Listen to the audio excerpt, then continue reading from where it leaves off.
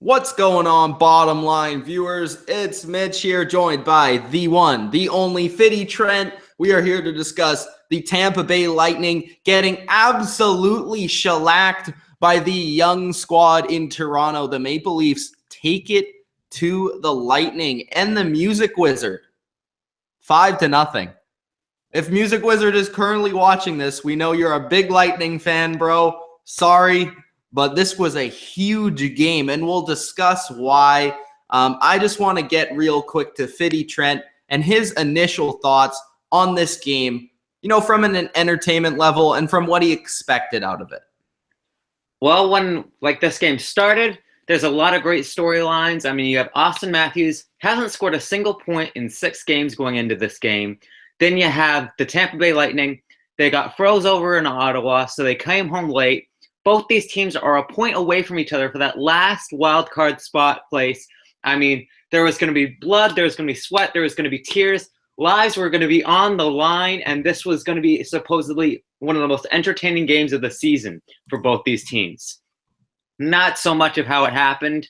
It was very early on, very prevalent early on that the Maple Leafs were ready. The chances that they did take, they were quality chances. Tampa Bay seemed a little bit sloppy. And then as soon as the second period started off, it was very irrelevant that, Toronto was just full on in energy, and Tampa Bay, you could just tell we were tired and not in this game whatsoever.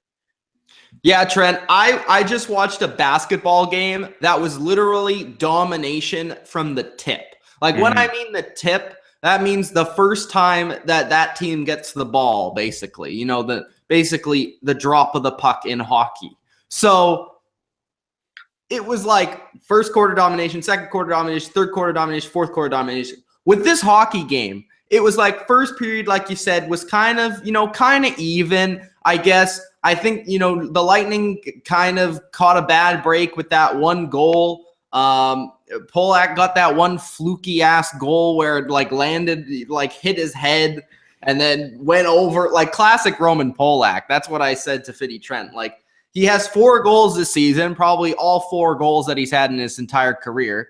And it was not a pretty sight. And it just seemed that's the way that this game was going to go for the Lightning. Toronto definitely outplayed them in all facets of the game, offensively, defensively, special teams especially, which we'll get into. But this was just the first goal was just signs of things to come. And that was only 9 minutes remaining in the period. So okay, let's see what happens. Okay, the Lightning, can they respond? They had a couple of opportunities here and there. They had a lot of odd man rushes and they had a lot of opportunities in the first period, but after the first period, like you said, it just seemed like it was dominated by one team and one team only, and that was Toronto. And Toronto's young legs and young guns just took off. I mean, Morgan Rielly had a goal. Connor Brown got a goal. Then you have pitched in from James Van Riemsdyk at the end of the game. Matt Martin even scored a goal. So, it was just not to be there, not to be had for the Lightning. The Lightning just got dominated. And from the very beginning, you saw a team that nothing was going their way, and it just kind of snowballed. And you see that a lot in the NHL.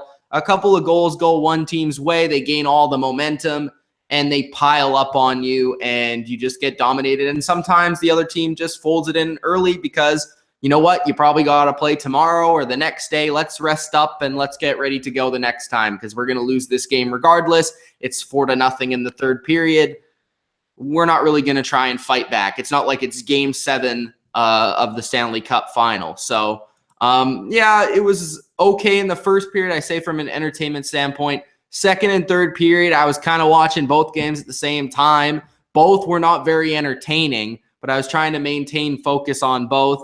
And I just thought this game just was kind of a waste in the third period. I mean, the game was over by then. So, Trent, any guys that you thought were really impressive for Toronto, first off, because they were the team that came out with the victory? I mean, you look at Toronto, and you got to look at the obvious choice, the man who got his 10th shutout of his career, Frederik Anderson. He's been a solid goaltender ever since he started out in the NHL. And, Tampa Bay never had any really good chances on Anderson. Like, they weren't never any like key, like great saves they had to make.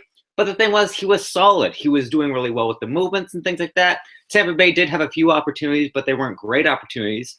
But Anderson was there throughout the entire game, just standing tall and stopping like all the pucks, all the shots that he faced.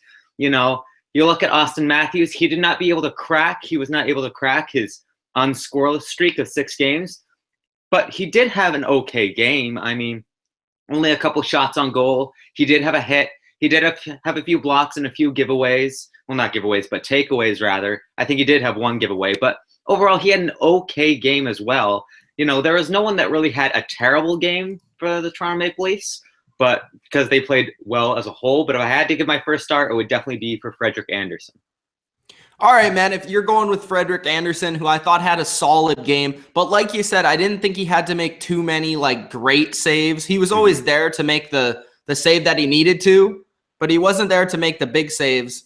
Like he didn't need to make any big saves. I thought that Morgan Rielly was really good in this game, and this also plays into the fact that I thought their power play was really impressive. I think they only got 1 power play goal in this game, which was from Connor Brown. But overall, it just looked like their power play kind of took over when they had the opportunity. They were passing the puck really nicely, and Morgan Rielly is kind of that guy that sets it up at the point. He had 2 points in this game. Let me see. 1 goal, 1 assist, 2 points, was a +3, had 3 shots on goal, 3 blocks, all-around contributor. I really like how he plays. He's a very fluid skater. He's a good, offensive defenseman, and he's still really young, and he fits the core of this team. So I think he's going to grow as this team grows, and you've really seen the growth in him this year. But this was one of his better games that I've seen him play. And I just thought all around they had a contribution from just about everybody. Like you said, Connor Brown had a goal, Van Riemsdyk, Polak even got a goal, and he was pretty efficient in the defensive end with 4 blocks. Martin even got a goal, Nylander with the assist. Kadri was in there. Austin Matthews didn't have a point in this game, but I thought he played pretty well. He wasn't like dominant that you would expect from like a great player, but he's still a rookie, and he did have his opportunities to shine. So I thought overall, they had a good game. Actually, I did think that the one guy that I've been really high on that didn't have a great game was actually Brian Boyle. I thought he did take a penalty. He wasn't like the normal. I guess they didn't really need him to be great in this game, but I didn't think he was his best. And he was a former Lightning player. So maybe it was just Lightning players in general that didn't play that well. For Tampa Bay, I know that there's not a lot of good, but what did you see good and bad, obviously, from Tampa Bay in this game? Well, the bad, I think we can all obviously say Vasilevskiy, he had an off game. I love Vasilevskiy.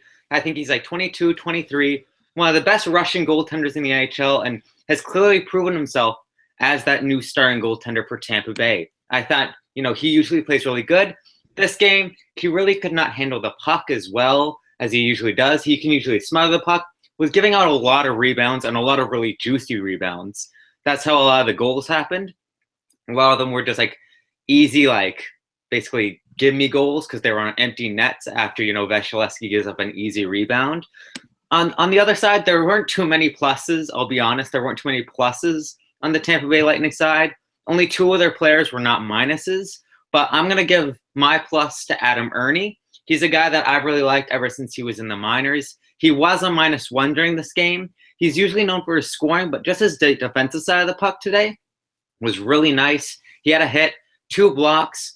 He had a few takeaways there. He did have a shot on goal, did not go in, of course, because they were shut out. But, I mean, he was also getting very physical, and he's about 21, 22, and Ernie's not known for that kind of thing. So it's nice to see that Tampa Bay's giving him the chance. And I find that, he's standing up for himself, even though he is such a small guy. So it looked like he was at least trying his best. It wasn't enough, but I like what he's doing, and I think he can go far with the Tampa Bay Lightning.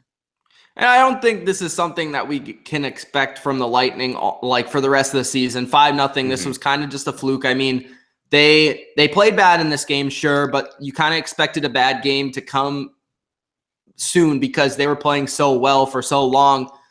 they will probably get right back at it and continue to contend for that last spot in the Eastern Conference. I thought that one guy that was actually pretty good for them was Killorn, especially in the first period. I thought he kind of, made some plays. He got up in the rush, had, I think, at one time, like a breakaway opportunity, almost scored. I thought that he had a couple of opportunities to score in this game and was one of their only dangerous players. They still had like Drouin, who led the team in shots with 5, but he wasn't overly effective. I mean, Palat with 3 shots. Kucherov was awfully quiet. He had 3 shots in this game. But yeah, I thought Killorn with the 4 shots, 2 hits was all around decent. Like you said, nobody played great for them, but I thought Killorn was one of the only guys that was kind of creating offensively. What do you think? Because I know that Mr. Music Wizard wants to know. What do you think of their new first-line center in Braden Point? Well, here's the thing. I was going to get to this. Braden Point, he's going to be a good player. He's going to be a good top 6 guy. But you look at the depth at center that they have right now, and they are really, really missing Valtteri Filppula and Brian Boyle, especially since all your centers are injured right now. The Senators didn't play in this game, Trent. The Senators did not play in this game, but yet they did not give up a goal and they did not score a goal. So technically they did it better than the Lightning. Yeah, because I think you're right here, Trent, because I don't see a Tyler Johnson or a Steven Stamkos on this stat sheet. No Tyler Johnson, no Steven Stamkos, no Paquette. You had Namastankinov, but you decided to scratch him this game. And if you have Jonathan Drouin playing center, he hasn't played center since his first year of juniors. After that, he got Nathan McKinnon. He's not a natural center, and you're stuffing these guys in the center position, so you're kind of forcing them. They're not doing well. Braden Point's going to be an okay center, but he's the kind of thing where right now he should be a 3rd, if not maybe even a 4th-line center. But you're sticking him on the first line now because you need to stick him on the first line. Well, what do you have to say? He's been playing well. The team's been playing well. What do you mean, Trent? What are you getting on this Point kid when he's scoring points, man? I mean, what I'm meaning is Point is doing really well. He's reminding me of Bo Horvat when the Canucks kept on having injuries at center, and we had to push him up to the second and the first lines, and he did really well there. But it's not his time. He's doing well, but he's not made out for that first line just yet. He's still scoring points, but that's because he still has the veteranship around him with Killorn, with Kucherov, with Palat. These guys are helping build him up his career, his resume, if you have you. They're helping him along. He's not ready to be a full-time first-line center, if you ask me. All right, Trent, fine, fair enough. All I'll say is that the guy is playing great. He's asked to do a lot, and he's stepping up and doing a lot. And his name is Point. He continues to score points. So I'll give him his credit where his credit is due. He didn't have a great game tonight, and maybe that's where it comes from Frederik Trent being angry. But I do see the potential in him. And I think that's what Trent is trying to say. Yeah, absolutely. So I have a couple questions, and then we'll get out of here because this was a relatively boring game. Let's be honest, it's 5-0. Okay, so there's 2 teams here that are sitting near the Eastern Conference 8th seed, area, the last wild card. Who do you think is going to make it in, and who do you think is going to be at home at the end of the day? What do you mean at home? Who do you think is going to be sitting on their couch eating, Oh, okay. Yeah, okay. I thought you meant home ice advantage. I'm no. Neither one of these teams is going to get home ice advantage in the playoffs. Who do you think is going to be golfing with the Sedins, and who do you think is going to be playing against the Capitals in the first round? It all depends on what happens within the next few days. Tyler Johnson and Steven Stamkos are this close away from returning into the lineup. If you have both those guys return into the lineup, you are going to have a deadly, deadly team. And if Vasilevsky can get some rest, that will really help you guys out, especially with Peter Budaj. You guys have a good, solid backup as well. That's going to help you guys. I think that will be able to push you guys into the playoffs. If that does not happen, then the young guns in Toronto will be so excited about the playoffs that their momentum of the excitement will push them through and make the playoffs. But I find that it's so close right now that I find that the Tampa Bay Lightning will just be able to squeak their way into the playoffs. Either way, it's going to be a huge failure for Tampa Bay. Even if they make the playoffs, even just barely, it's going to be a huge failure because look at how great your team was at the beginning. And now you got rid of basically all your quality players, and now you're making the playoffs finally. And if you look at the Toronto Maple Leafs, either way, it's going to be a huge success. From the last place team last year to either barely missing the playoffs or barely making the playoffs, it's going to be a huge success either way. But I find that Tampa Bay Lightning will just be able to squeak by, personally. Great points there, Trent. Very good, very good. I'll give you a hand for that. What I'd like to say here is just, like you said, almost, I think I want to see Toronto get in. And that's nothing against Lightning fans, but I want that excitement of Toronto being in the playoffs. Like, when Toronto was in the playoffs, the last time they were in, I think, was when they blew it against the Bruins. That was a really exciting series. I'm not even from Toronto. I just think it would be really exciting to watch Toronto in the first round, even if they get swept, even if they lose in 5, whatever, which I think will probably happen. I just think it will bring an extra excitement to hockey, especially in Canada, because we are Canadian. I think it would be, more interesting for the entire country and for the entire fan base of hockey fans. The Lightning isn't a hockey, Tampa Bay isn't a hockey city, even though they've kind of adopted it, but it isn't as big as Toronto, let's be honest. So I think Toronto just overall would be more exciting for hockey. But the team that I think's going to get in, it's very, very close, like you said. I think Toronto might kind of slide off. They're playing good hockey right now, don't get me wrong. But because they're so young, they might kind of slip off at the end. I'm not sure. I think, like you said, if Tampa does get those players back, there is always the concern of if they're rusty, that might not exactly help them. But Tampa Bay, I think that there's just something about them. They might sneak in there. I agree with you. I think they could catch fire, even with this terrible game against the Leafs. And I think the Leafs could continue to prove us wrong down the stretch, Trent. Well, for Lightning fans, I want to give you guys a piece of advice, and please pass this on to the Tampa Bay Lightning head staff. The big reason why you lost this game was because of your power play. Now, your power play, I don't watch a lot of Lightning games, but within the first 5 seconds of watching your power play, I could predict what you guys were trying to do pass for pass. What you guys like to do is you like to pass it back and forth between the points, and you like to give it to Kucherov on the right side for that one-time shot. It's nice when it works, but it's predictable. Trust me, I've watched Canucks hockeys for years. Okay, I've seen the Canucks power play always trying to give it to the Henrik Sedin so he can make a nice pass to Daniel Sedin. Let me tell you, 1 out of 30 times it works. It's beautiful. Are you telling me, Trent, that the cross crease pass to the Sedins doesn't work? I'm saying that works like 1 out of 500 times, and when it does, it's beautiful. We all go insane. But out of the other 499% of the time, we want them just to shoot the puck and to just get the puck on the net. Drive home for a rebound. I could see this after every single power play. You're setting up the same way. Little passes in between the points. It's frustrating. It's easy to read. You need a new play in your playbook. That's one of the big reasons why you lost this game. Kucherov's sitting there waiting for the pass. That's never going to happen because you guys have 3 people covering him. All right? You need to find new plays, and maybe with Stamkos and Johnson coming back, you're going to be able to get new plays. Maybe this is the only play that you can do right now. But if it's not working, you need to fix it. That's it. Nice rant, Trent. Okay, so let's answer one question, and then we'll be out of here. AV Gaming 91, what's going on, man? Do you think the Bruins will blow it again and miss the playoffs like the last 2 years? I will say this. There is a 99% chance that the Bruins do not miss the playoffs this year. Mm-hmm. They have 82 points. They played 70 games. They're 5 points up on the Lightning right now. I just don't see it happening. I think they're going to finish third in the division, and that's where they'll sit. They'll probably play Ottawa or Montreal, whatever it is, but they'll play one of these teams, and I'm not sure if they'll get out of the first round. We'll see, but I think there is almost a 0% chance that they miss the playoffs. It would be a major, major, major choke job. Well, they have the secret weapon there, Mitch. They have Brad Marchand.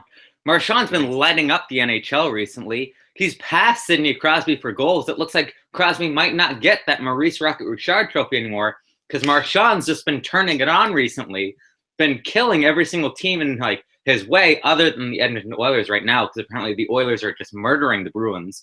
But besides that, they've been doing really well. Tuukka Rask has been looking more and more solid every single game being played. Definitely, I believe that they will as well make the playoffs. Will they make it past the first round? That's where I think the choke will happen. You know, it depends who they're facing, of course, but I don't see them passing them if they face a really, really good team like old Capitals or Penguins. I don't see them passing them whatsoever. But maybe if they face like a Blue Jackets team, maybe then you can make the argument that they can push it to game 6 or 7, and then maybe it will be a little bit more competitive. But yes, I agree that they're definitely in the playoffs this year. Just the question is, what are the rest of the teams in the NHL going to be looking like when the playoffs hit? Like, how healthy are they going to be? And how good are the Bruins going to be going into the playoffs? That's going to be a huge factor as well. All right, guys, thank you for joining us. If you did, if you're on the replay, thank you for joining us as well. Hit the like button, comment below your thoughts on the Leafs and the Lightning. Which one's going to make the playoffs? Which one's going to be at home with the Sedins? Thanks, guys, for watching, and peace out.